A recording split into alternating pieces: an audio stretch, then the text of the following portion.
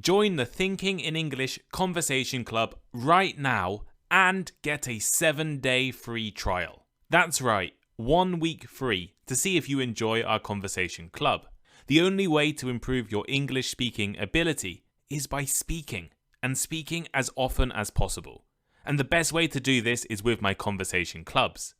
Join small groups of other Thinking in English listeners, along with me and professional English tutors, to discuss fascinating topics, learn vocabulary, and really improve your English. All of our clubs are conducted online and are an amazing space to practice, test yourself, and meet interesting people. We run clubs 6 times a week, and the more of you who join, the more sessions we will run in the future. You can join the Conversation Club right now for just $10 a month. And if you sign up today, you can get a 7-day free trial. Click the link in the description or go to www.patreon.com/thinkinginenglish to join now. Hello, I'm Tom Wilkinson and welcome to the Thinking in English podcast, a podcast for intermediate to advanced level English learners. Failure and mistakes are natural parts of language learning. But the majority of people are terrible at learning from failure. Today, I'm going to explain why we are bad at learning from our past mistakes, and then give you a few strategies that might help you to improve. You can find the full transcript for today's episode for free over on the Thinking in English blog. You can click the link in the description. Make sure to leave a 5-star rating for this podcast, and right now there is a 7-day free trial to my Patreon and conversation clubs, so click that link in the description too. Here is today's vocabulary list. Proficiency. Proficiency. A high level of skill or expertise in a particular subject or activity. For example, the job ad said they wanted proficiency in at least 2 languages. To devalue. To devalue. To diminish or reduce the importance, worth, or quality of something. As in, I don't want to devalue his achievement, but he managed to get a promotion without working very hard. Constructively. Constructively. Describes doing something in a positive, helpful, or productive manner. As in, we ought to deal constructively with the problems. Motivation. Motivation. The inner drive or desire to achieve or accomplish something. For example, I don't have the motivation to go running today. To procrastinate. To procrastinate. To delay or postpone doing something, often out of intentional avoidance. For instance, school children who are asked to give advice to younger students about studying tend to procrastinate less. To reflect. To reflect. To think deeply or carefully about something, often in order to gain insight or learn from past experiences. As in, I need time to reflect on what you said. Determined. Determined. Having a strong resolve or firmness of purpose, being committed and persistent. For example, he was determined to become a professional boxer. Embarrassment. Embarrassment. A feeling of self-consciousness, shame, or awkwardness. For example, I felt great embarrassment after forgetting my words during my speech.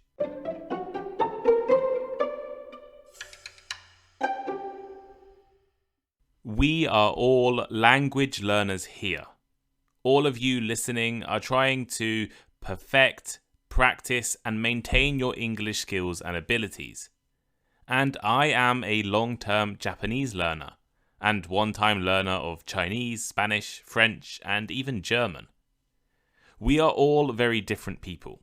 We come from different countries, different ages, speak different native languages, have different religions or philosophies, and different occupations.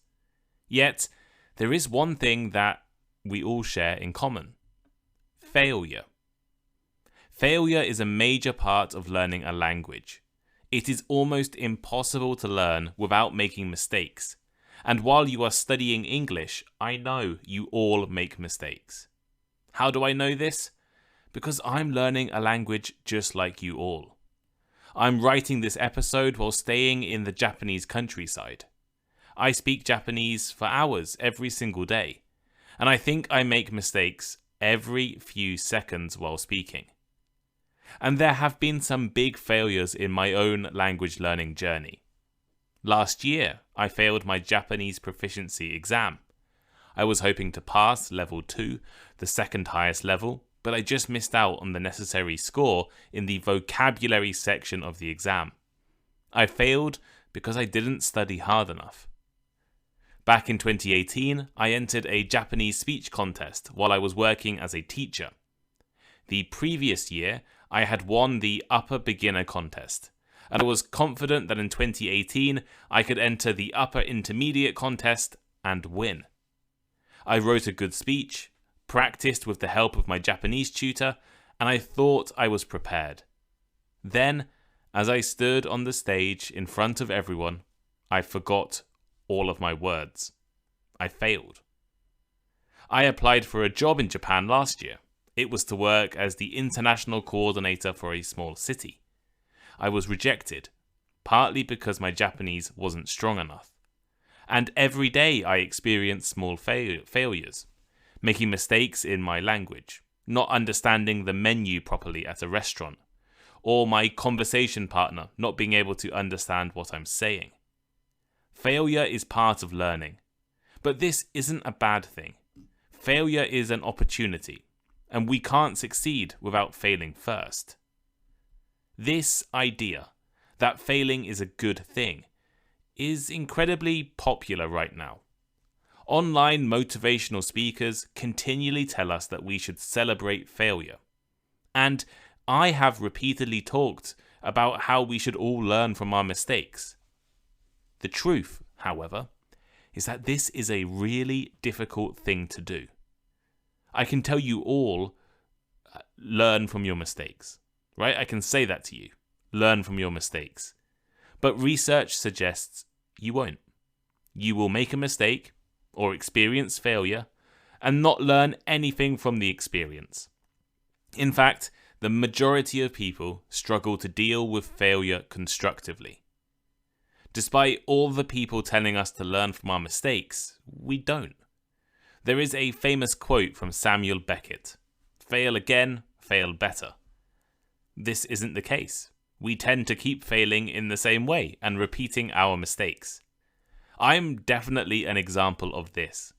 Last summer, I failed my Japanese exam because I didn't study vocabulary enough. Since then, I have done basically zero vocabulary study, even though I intend to take the exam again this year. I haven't learned from my mistakes. I'm repeating them. And I'm sure you all do the same. We fail and fail again. We repeat our mistakes. We don't learn from our failures, even if we think we do. What we all need to do is learn how to learn from failure.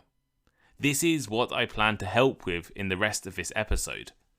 First, I'll talk about why we are bad at failing, and then I will try to offer some suggestions on how we can actually learn from our mistakes. So, why are we bad at failing? If we can understand this, perhaps we can recognize some of these same features, these same failings in our own behavior. And once we recognize these behaviors, we can start to change and actually learn. Psychological research suggests there are two common responses to failure displayed by humans. These are known as the sour grape effect and the ostrich effect. Sour grape effect. The phrase sour grapes refers to the situation when someone says something is not good after they couldn't get it. It comes from a story by Aesop called The Fox and the Grapes. In the story, a fox tries many times to reach grapes hanging from a vine, but fails. Feeling frustrated, the fox decides that the grapes are probably sour and not worth having anyway. In a figurative sense, sour grapes describe someone who belittles or criticizes something they wanted but couldn't have, in order to feel better about themselves. It's like a defense mechanism to deal with their disappointment or jealousy. Sour grapes is a way to talk about situations where someone downplays the value or desirability of something they couldn't obtain, as a way to protect their ego or emotions. It shows that they feel bitter or unhappy about not getting what they wanted. So what is the sour grape effect? Well, it refers to the fact that when we fail at a task, we tend to devalue that task in our minds. When I failed my Japanese proficiency test last year, I immediately told everyone who asked that I was only taking it for practice and the result wasn't too important to me. However, if I had succeeded in that task, if I had passed the exam, I would certainly have been really happy and think the result was actually important. This effect was discovered by a Norwegian professor who wanted to understand why people give up on their dreams. He noticed that people often give up on a task or ambition after experiencing failure, even if they could succeed with just a little more effort or practice. In his experiments, he discovered that people who fail at a task and receive negative feedback underestimate the importance of their future performance on their happiness. Let me try to explain with an example. The professor discovered that reminding a student with a low grade average that they were currently below average made them devalue the benefits of graduating with a high grade. So in other words, if you tell someone that they have a low grade, they care less, they're less motivated to get a high grade. And we see this all the time. People who don't do particularly well at university or school tend to be the people who devalue the benefits of university or school the most. And when I worked as a teacher, students who received a low English grade would be the first to say they no longer cared about English, even if before that grade they really liked the subject. This can have a serious impact on our motivation. One example is if you fail in a job interview for the job of your dreams, but then decide to never work in that industry again. And I did this. Back in 2015, I failed in the application process to become a diplomat in the UK, which was my dream job since I was 16 or 17, and I decided to never apply again.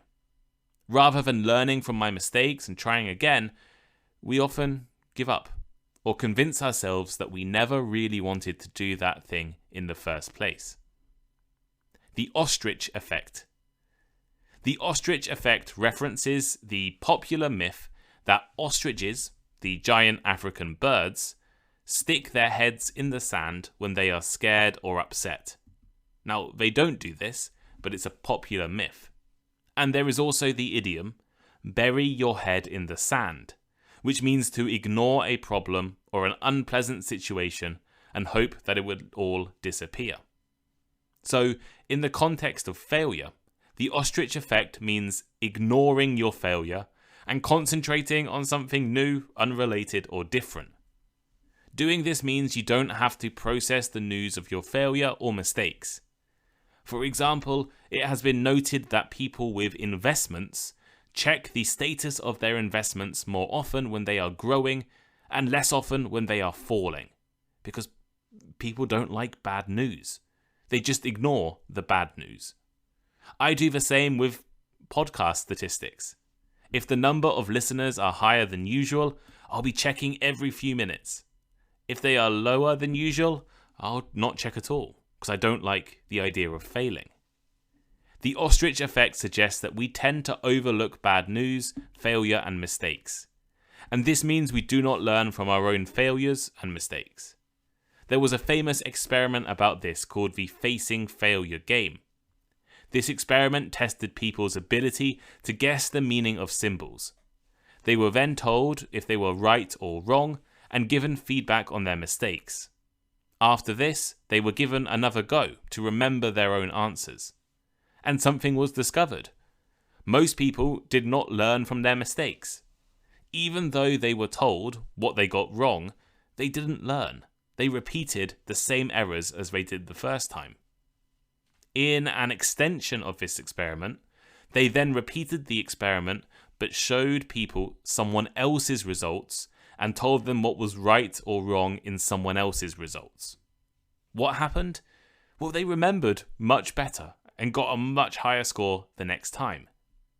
It suggests that when people are told they did something wrong, they struggled to process the information and improve.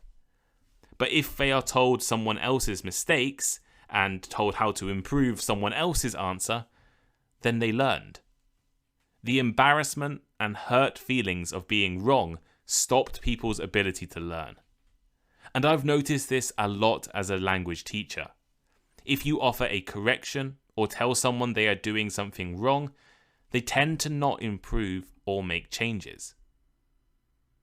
Okay, it turns out that we are not all good at learning from failure. Even though we know that feedback should be important to us, and that making mistakes is an essential part of learning, especially for English learners, we struggle to deal constructively with failure. We will either change our expectations or lose motivation, or just completely ignore our mistakes, and therefore not learn anything. How can we change this? How can we begin to actually learn from failure? One strategy is known as self-distancing. We saw in the ostrich effect that we tend to hide from bad news, failures and mistakes if they're about our own errors. And this is because it's embarrassing to fail, and negative feedback hurts our feelings. When we think about ourselves failing, we struggle to deal with that failure. So, a good solution is to try and distance yourself from failure. For example, instead of thinking, why did I fail this test?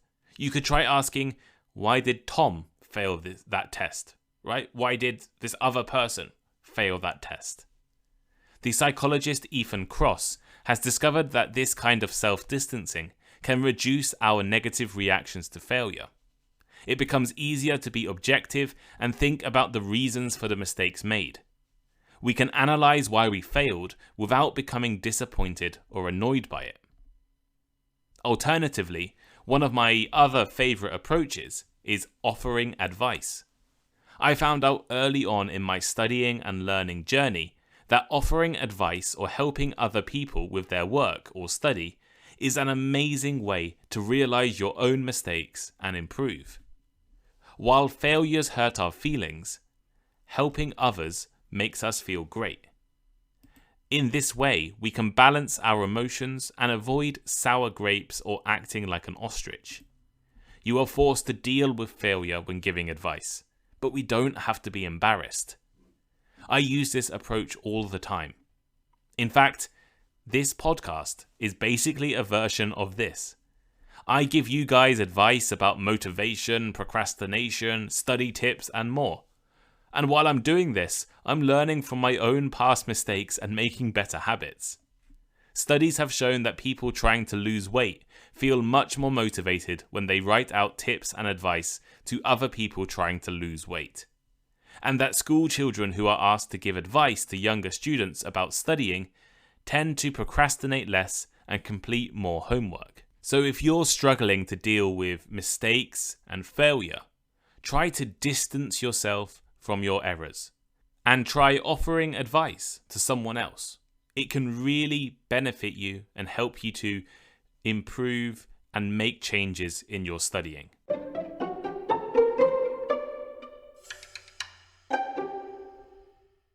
So here is today's final thought. As English learners, there are some key takeaways we can draw from the experiences I shared in this episode. Embrace failure as part of the learning process. Making mistakes is an inevitable part of learning a language, including English.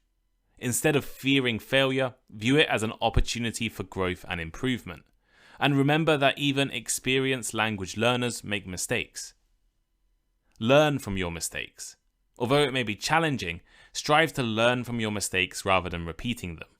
Reflect on what went wrong, identify areas for improvement, and take proactive steps to address them. Avoid the sour grape effect. When faced with failure, it's common to downplay the significance of the task or devalue its importance. Resist the temptation to dismiss the importance of what you were trying to achieve just because you didn't succeed. Recognize the value in your goals and remain determined to achieve them. Overcome the ostrich effect. Don't bury your head in the sand when faced with failure or mistakes. Instead of ignoring them, confront them head on. Acknowledge your failures, analyze the reasons behind them, and seek ways to improve. Remember that facing your mistakes is essential for growth. Practice self-distancing. When reflecting on your failures, try to distance yourself emotionally from the situation. Instead of dwelling on your own mistakes, imagine them happening to someone else and analyze the reasons objectively. This approach can help you gain a clearer perspective and find effective solutions. Offer advice and help others. Sharing your knowledge and helping fellow English learners can be a powerful tool for self-improvement. By offering advice and guidance, you reinforce your own understanding and identify areas where you can improve. Teaching others also boosts your motivation and confidence. By applying these lessons and strategies to your own English learning journey, you can overcome challenges, learn from your mistakes, and make significant progress in your language skills. But what do you think? Are you able to learn from your failures and mistakes? Or do you ignore them? Or do you have or experience the sour grape effect? Let me know by leaving a comment on this episode. You can leave a comment on Spotify. You can leave a comment on the Thinking in English transcript. Click the link in the description. Or you can send me a message on Instagram. Or if you're listening on YouTube, comment on YouTube as well. Make sure you're following YouTube. You're subscribed to me on YouTube. You're following Instagram. You can follow me on Twitter as well. Make sure you're following all these social medias. If you're interested, there's currently a 7-day free trial to my conversation clubs and bonus episodes and Patreon subscription platform. You get 7 days for free. Click the link in the description and you can come and join us in a conversation club and meet me and hopefully consider supporting the podcast. Thank you all so much for listening today. I hope you enjoyed today's episode and I'll see you all next time. Goodbye.